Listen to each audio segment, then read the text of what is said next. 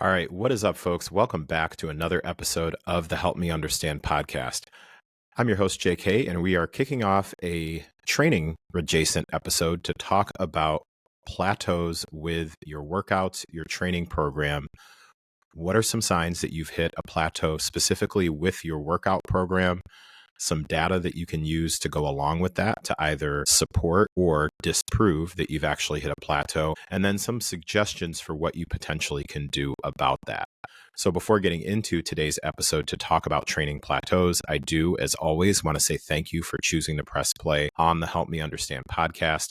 You have no shortage of podcast content that you can consume. So I truly appreciate and will never take for granted that you chose to press play on Help Me Understand.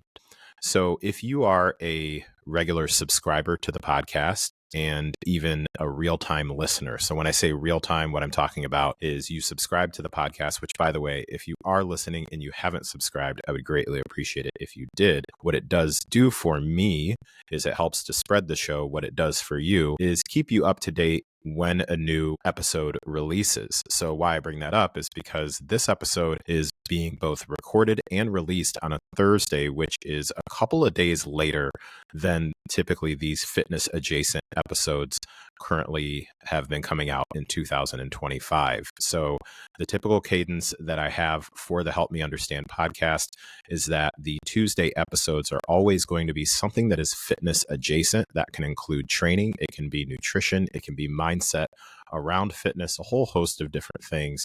However, that's what the Tuesday episodes are typically geared towards. And then the second episode that will typically come out no later than Saturday. Usually I target Friday, however, no later than Saturday. That one can be just about anything. Sometimes they are training and or nutrition related, sometimes mindset related. Most recently just did a guest episode.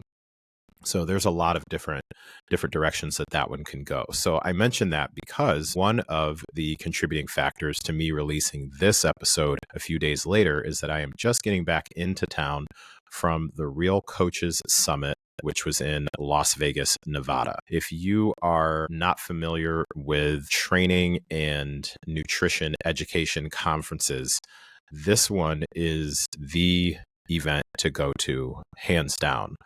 So a shameless plug for the Real Coaches Summit that will be coming up in 2026. I believe it's late April, if I remember correctly. And if you are a coach in any way, shape, or form at any level, whether you have 2 clients, 200, 2,000, or at any level, this is definitely the event where you can learn so much from some of the, not just biggest names, I would say some of the most well-respected names and people in the fitness industry. And it's sponsored and put on by Aram Gregorian. On Instagram, he goes by 4 Weeks to the Beach. So if you start typing in the number 4 and then weeks and then the number 2, he will inevitably pop up in your search box. So Aram is someone who I've been loosely acquainted with over the last, I think, 2 to 3 years at this point. And he just has a really great way of attracting really solid people in the fitness and nutrition space. And his ability to be able to bring anywhere from, I believe it's like 12 to 14 new speakers every single year is just kind of crazy. So anyways, let me kind of shift gears and get into the episode here, because I don't want this one to be one of the longer ones. So I just wanted to make sure, at least first, to give a shout out to Aram and all the people that were involved with the Real Coaches Summit 2025. Definitely a great event, and looking forward to attending hopefully next year, which would be my 4th year in a row. So while I was at this particular conference, one of the better presentations there, when I say better, one of the more impactful presentations for me and the clientele that I work with was from Alan Aragon. And he was talking about some different ways to work through progress plateaus. And while he did briefly talk about training, the majority of his presentation was talking about adjusting things from a nutrition standpoint and also helping us understand some of the newer research that's out there. And he's at the forefront of that.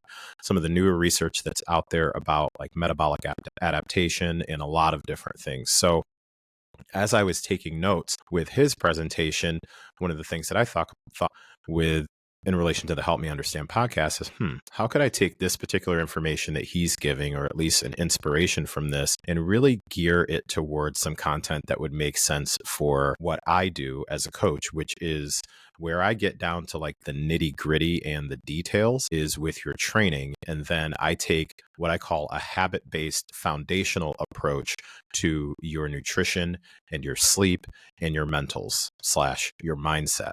So as opposed to someone who is a nutrition coach who gets down and dirty into specific macros and gut health and a lot of different other areas that are extremely important in that space, I use more of a foundational, again, habit-based foundational approach to nutrition and sleep and mindset, while getting down and dirty with the details with your training. So that's basically how I do it. So I'm like, how could I take some of the information that he's inspiring me to really dig into and gear it more towards training? So that's why I decided to do this episode. And this is actually very transparently going to be coming straight from some content that I've put together that I'll be posting on Instagram also with this. So I've got this in for myself. I'm kind of proud of myself here. This is one of the more organized outlines that I've had for the Help Me Understand podcast. So I'm going to be reading from, or using as inspiration, all of the notes and the bullet points that I've actually put together for this Instagram post that will be coming out in the next few days also. So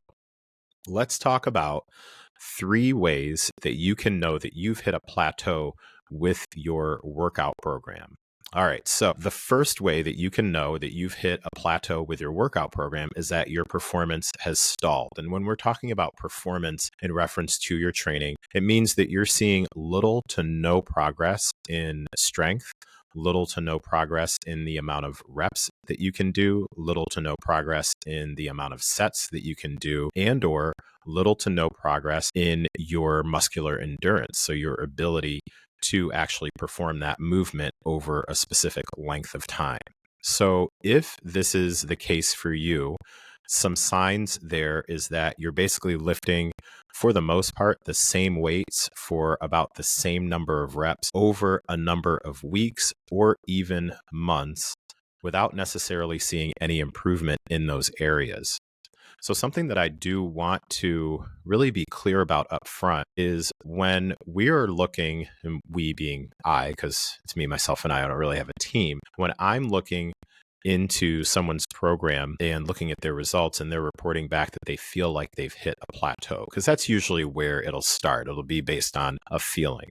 So go back and take a look at the data. And if we are talking about a time frame that's somewhere, if we're talking about less than 4 weeks, then more often than not, I'm not really going to look any further. So for the purposes of being coming from the same foundation here, I am going to identify a plateau as something that has been 4 weeks at least. So at least 4 weeks. And this is something similar that Alan Aragon talked about in his presentation when it came to, from a nutrition aspect, same thing. When people are saying like, hey, I just feel like I'm not making progress, body composition wise, I just feel like nothing's changing. I feel like my weight is stuck in the same exact spot and all that stuff. He also stated minimum of 4 weeks is what we would call a plateau. So again, the first way that you possibly can know that you are hitting a plateau specifically with your training program is that your performance has stalled. So the reason why this also matters is because being able to recognize the stimulus of progressive overload is a key driver when it comes to gaining muscle, either maintaining or gaining muscle in hypertrophy.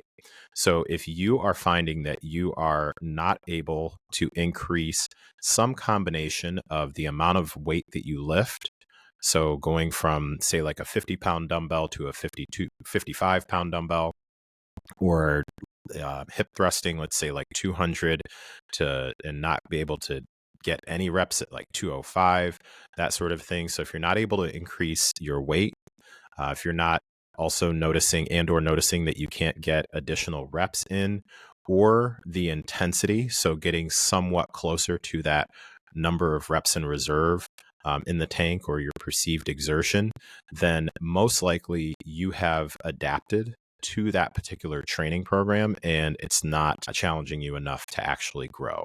So that's why it does matter when you are looking at your overall performance and you notice that it's stalled. Some of the data points that will help you here. Okay, so there's a couple of data points that I think will be very helpful. The first and foremost is go back and look at what your training logs have looked like over the last 4, maybe even up to 6 weeks. So for the last 4 to 6 weeks, let's take a look at what your training logs have looked like.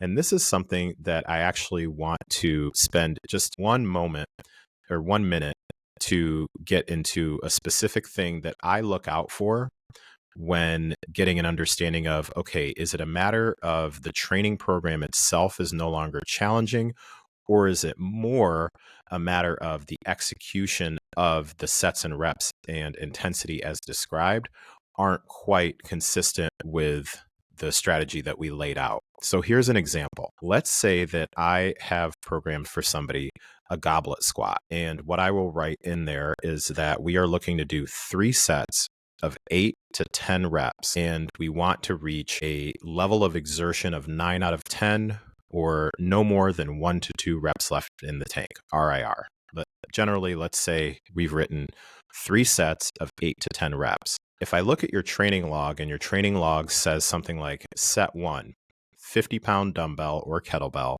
for 10 reps. Then it says set 2, 50-pound kettlebell for 10 reps. Then it says set 3, 50-pound kettlebell for 10 reps. And I see that, and that's what it looks like over a 4-week period. Then that doesn't jump out to me as your coach as you've hit a plateau. What that says to me as a coach is I need to connect with you so that we can realign and get an understanding of what we're trying to achieve when we identify a rep range of 8 to 10 reps.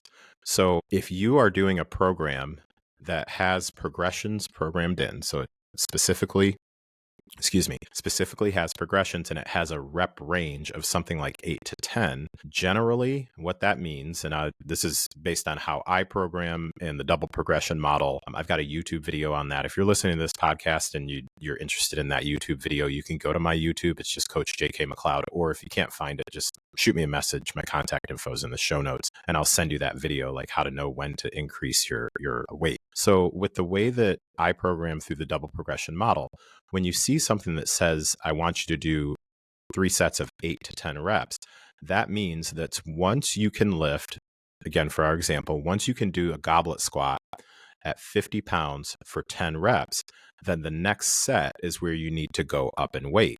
So let's say that the next available next available kettlebell, we'll keep with that example, is 55 pounds. So what commonly happens is when I say to the individual, okay, so if you've capped out at 50-pound kettlebell for 10 reps, why haven't we looked at grabbing the 55-pound? And 9.998 times out of 10, their response is, well, if I go to that, I'm not going to be able to get 10. And that's when I will let them know, yeah, I know.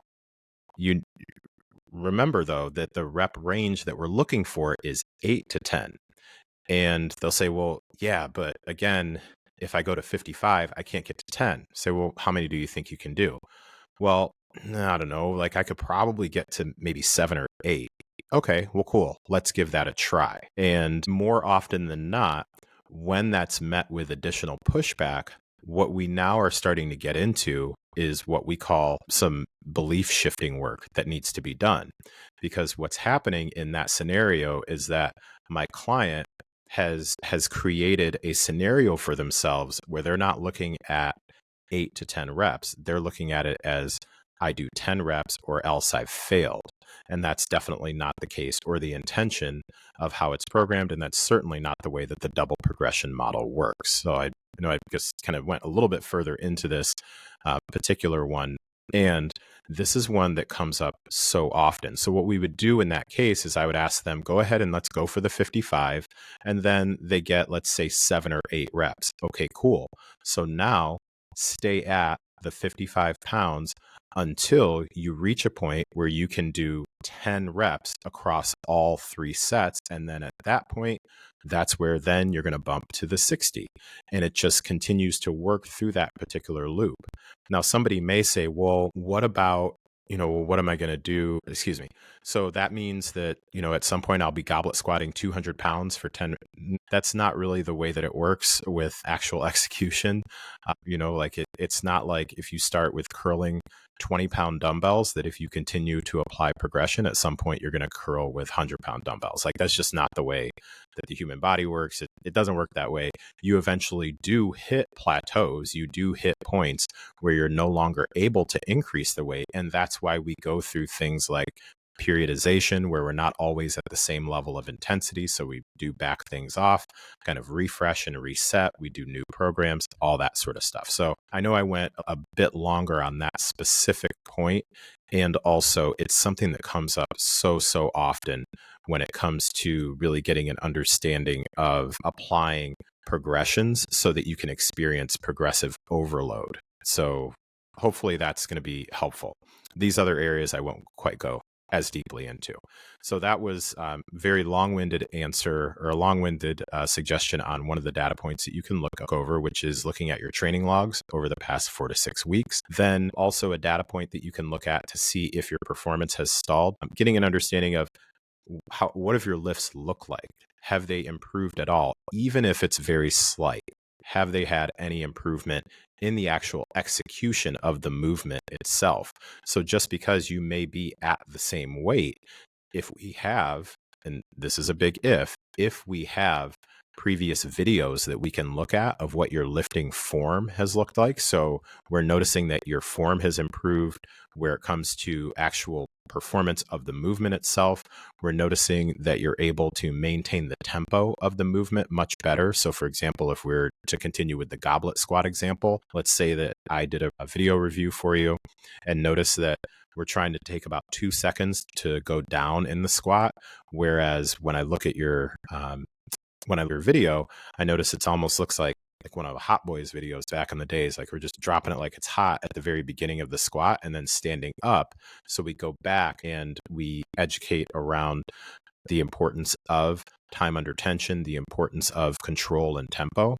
And if that's improving, even if you may be at the same weight, if you're able to actually control the movement better than you were and your form has improved, then I wouldn't say that you were at a plateau with that. So just wanted to make sure to get those across. All right, we'll move through these other 2 here. So the second way that you can know that you are hitting a plateau with your training is that you are starting to consistently lose motivation or even absolutely just dread your workouts. And I believe that at this point, it can go without saying that there's not an expectation. It's not part of my brand to say that there's an expectation that you're going to be motivated for every workout or even most workouts. However, as my grandfather used to say, there should be some workouts here and there that you are looking forward to and that you are engaged in. Your workout program should not, from my perspective, your workout program should not be just a complete PDF or your whole file is full of everything that you absolutely hate. So that I can totally agree with. So if you are finding that you're consistently losing motivation and just dreading walking into the gym more often than not, and again, we're talking over at minimum 4-week period, and let's just say 4 to 6 weeks. Let's just use the 4 to 6 weeks as a general range. Then that could for sure be a sign that you have hit a plateau. What you should look for is where you used to previously feel engaged in going into the gym. Now it just feels like more like a chore, or even worse, like maybe you just feel like you're just kind of going through the motions at this point. I would say that JK some years ago would hesitate to even bring this up because I was very, very much more often than not about like, it doesn't matter if it sucks or not. Like the work is the work. It's not everything is supposed to be like, super, super fun and whatnot. And also, while I do strongly still believe that not every single workout needs to be fun, or even, like 90% of them need to be fun, I am for sure a proponent that there should consistently be some aspects of your training program from week to week that you do enjoy doing. And that's a big part of why I really dig into the level of detail that I do with creating training programs, is because I am all about trying to find different ways to combine what I believe to be true from a science standpoint, what I believe to be true from an anecdotal and experience standpoint, and what I believe to be true, and then what you believe to be true about what you desire and what you want, not only with the results that you're looking for, but also with the way that you want to get there. I take all of those different things and put that together. And that's the beauty to me of individual programming. There are nutrition coaches who get that same level of juice, like they really enjoy getting into the nitty gritty the same way that I just described how I enjoy getting into it with training. They enjoy getting into it with nutrition. And that's again where I try to make sure that people have a good understanding of the beauty of individual training. Like that's just really like where it's at. All right. So why does it matter if you are losing motivation or you just completely dread your workouts? Well, it matters because being like burned out mentally or just feeling like you have a lack of engagement, it often can potentially mean that you're just getting bored. You're just getting bored and you're just getting tired. And again, I'm not here to give people excuses. And also, there does need to be some level of engagement that keeps you committed to that program over a length of time. And this can come from things like not having any sort of variety, not really having much of a challenge, or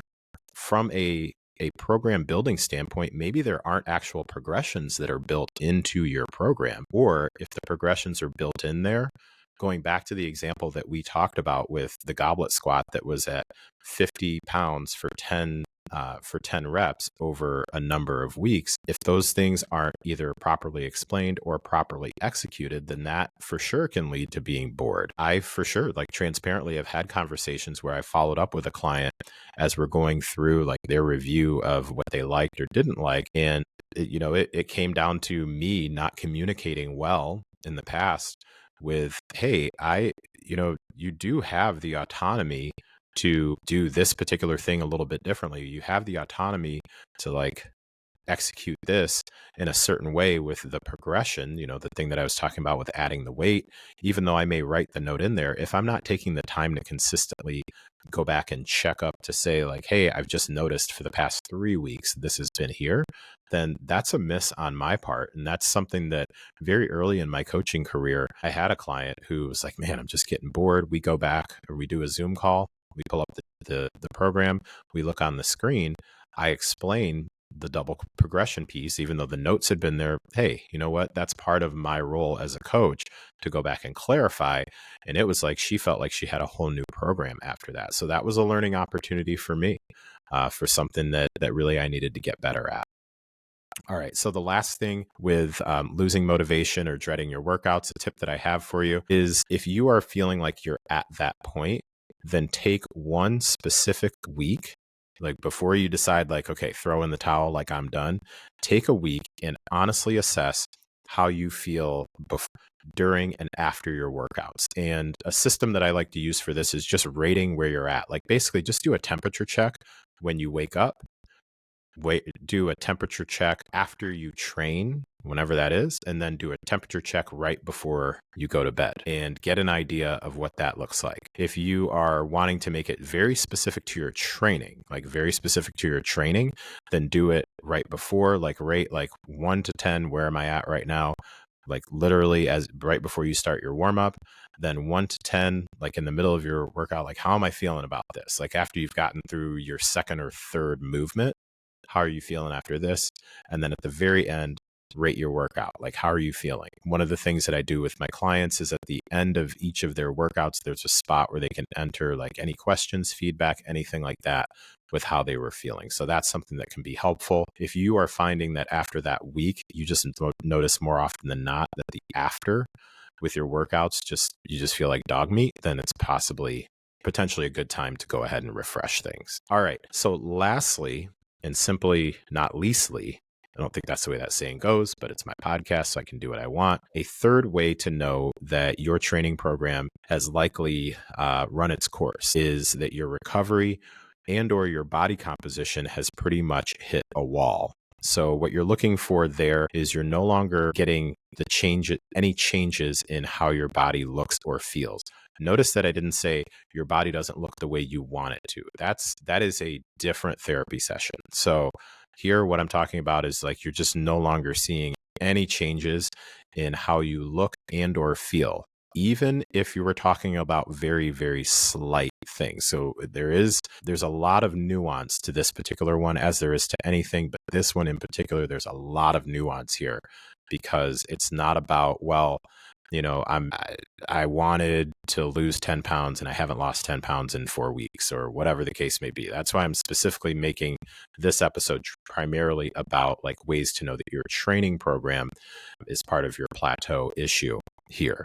So let me rewind here. So again, what to be on the lookout for: no longer seeing changes in how your body looks or feels, or if you are noticing that you are unusually sore, noticing that DOMS, like delayed onset muscle soreness, is staying in place for days. So it's taking you days to be able to recover and refresh to get into your next training day. If you're feeling super sluggish after your workouts, whereas previously for the first few weeks or for the previous weeks, you actually felt a bit more energized. Now you're just feeling like more and more sluggish. That could potentially be related to your training program needing to change. Now, this one can be a really tough one as far as the recovery piece being really like starting to tank, because there's a lot of other factors that go into that, especially just off the top of my head, just thinking about the majority of my clientele. If things at work are more stressful, either from an intensity of the work that's being done or volume of work that's being done, that can also be a contributing factor. If nutrition has slowly started to take a dive as far as overall quality and or quantity, that for sure can be a factor. If sleep is slowly moving towards like the red area, the red area, like maybe it was green and then it was starting to go a little bit yellow and then now it's more like kind of going a little orange, or no, maybe that'd be pink. Maybe orange then pink. I don't know. But you know what I'm saying? If your sleep has slowly started to like teeter off, that definitely has to do with it. If your kids have started to increase the number of activities that they're involved in, so that means that you are now driving around more often than usual, or the schedule is more hectic. There's so many other things. So this is where you can make some adjustments to your training program in order to support your life. And that's really one of the primary things when it comes to working with the majority of the people that I work with or exclusively work with is general population or lifestyle clients, because the idea is that we want to make sure that your training program is built in a way that it supports your lifestyle, and your lifestyle being family, work, and all things in between, versus somebody who's a competitor where they will first, you build the training program, the nutrition protocol, the supplement protocol, all those things. And then you just figure out, okay, what adjustments do I need to make in my lifestyle in order to make this training, nutrition, and supplement protocol work? So that can be a difference. Why this does matter is because plateaus are typically, when it comes to training and then it's spilling over into your recovery and your body composition, your plateaus will usually show up in areas where you are stalled also in the progress that you're looking for. So if you are in a muscle gain phase and you just notice like it does not seem like you're able to increase your volume and or training frequency and or getting stronger, like you're just not getting stronger at all either, that can be a sign. If you are in a fat loss phase and your results results. Again, going back to what I was talking about near the very beginning, where this whole episode is inspired by some things that were mentioned by Alan Aragon. Again, not specific to like the training thing, but really more the nutrition piece. So then fat loss is all of a sudden stalled. So your weight pretty much staying the same, measurements staying the same, like just about everything staying the same for at least 4 weeks, ideally 4 to 6 weeks. That stuff definitely matters. So at some point, your body is supposed to adapt to different things. And that's kind of one of the things with plateaus, and something that I really, really dug that Alan Aragon mentioned in his presentation, was that the goal of many programs is to get to the point where you do hit a plateau. Like you expect to hit a plateau at some point. And then it's a matter of, okay, well, where do we go from here? Now, it's a bit different when it comes to body composition plateaus versus training plateaus. I say that because with body composition plateaus, when somebody hits a plateau and all of a sudden, like they're no longer losing weight, no longer changing their body composition, that does not necessarily mean that it's time to change up what they're doing, because there does need to be a need to live at maintenance for a period of time there, or hold where you're at and all those other things. Now, from a training standpoint, that you can be a bit more reactionary is not the word that I'm looking for. That is, however, though, about the best word that I can think. But I'm hesitating to say reactionary because it's a planned thing. So if I've got somebody and we can clearly see like, hey, we're at a point where it is time to go ahead and switch things up, then I will react to that or reply to that. It's not a freak out. It's a, okay, well, it looks like we've run our course with this, so let's go ahead and make some changes. Now, one of the things that is great about being able to work one-on-one with clients is I have, for the most part, with each of my clients at this point, I have a pretty good idea of when it's going to be time to switch things up. So one of my clients right now, she typically does about a 7 to 8 week program. However, with everything that she's got going on, we're going to be moving to a 4-week. We switch things up every 4 weeks. A couple of my clients love a 12-week program.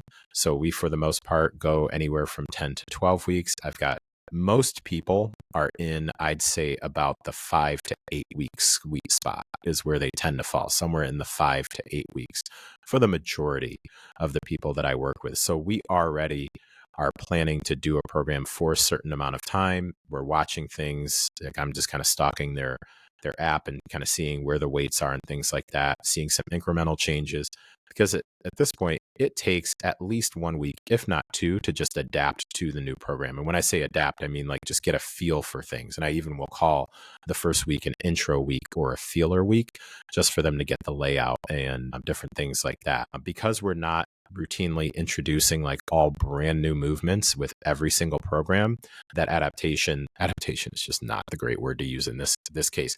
That comfort level with the movements and the equipment is a lot faster, so they can actually get to applying the progressions and lifting heavier and more reps in a much more efficient fashion, because we're already used to a lot of the movements. We're just doing maybe tweaks, like instead of a back squat by itself, straight set like back squat, we may be doing pyramids, or we might be doing cluster reps or different things like that. So, all right, lastly, to wrap this up, some different data points that will possibly tell you whether or not your training program is plateaued and if body composition and recovery are the issue there is, one, you've got progress photos where there's really just no change over, I'd say this one, we'd be looking a little bit longer time frame. Like we're just noticing over, let's say, up to about 6 to 8 weeks.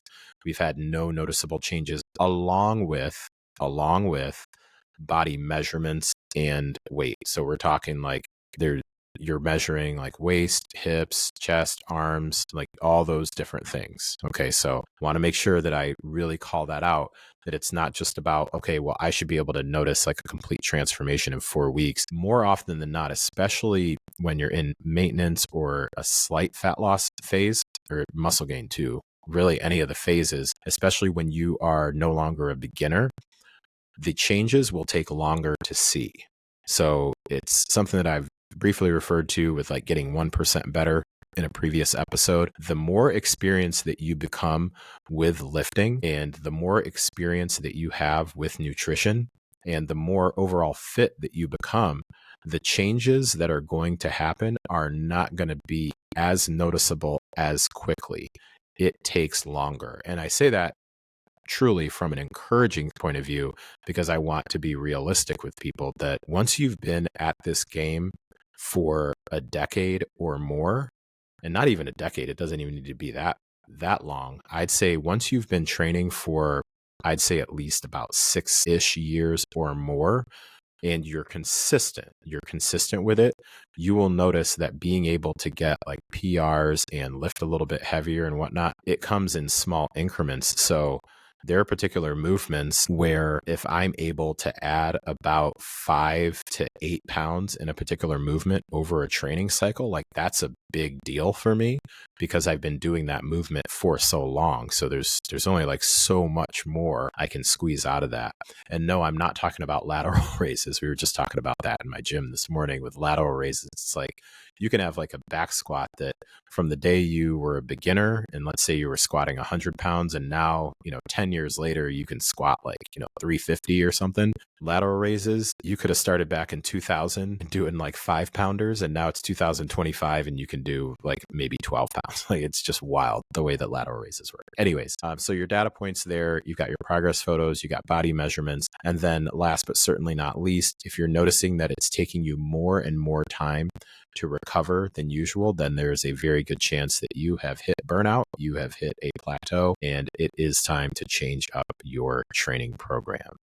All right. Well, I'll be straight up. This went longer than I expected, mostly because I really spent a lot of time on that one specific bullet point that I had about the double progression model. And also, I think I've been sitting with that one in my back pocket for a while. All right. Well, I hope that this has been helpful for you. If it has been helpful for you, and especially if you believe that you know someone who could also benefit from this, all I ask is that you please forward this episode to that particular individual. If you do have suggestions for future fitness adjacent episodes and topics that you'd like to suggest, or just anything in general, there's a Google form in the show notes where you can submit a suggestion. With that, we are going to wrap up today's episode. So thank you so much again for listening to the Help Me Understand podcast. Take care, and I'll talk to you next time.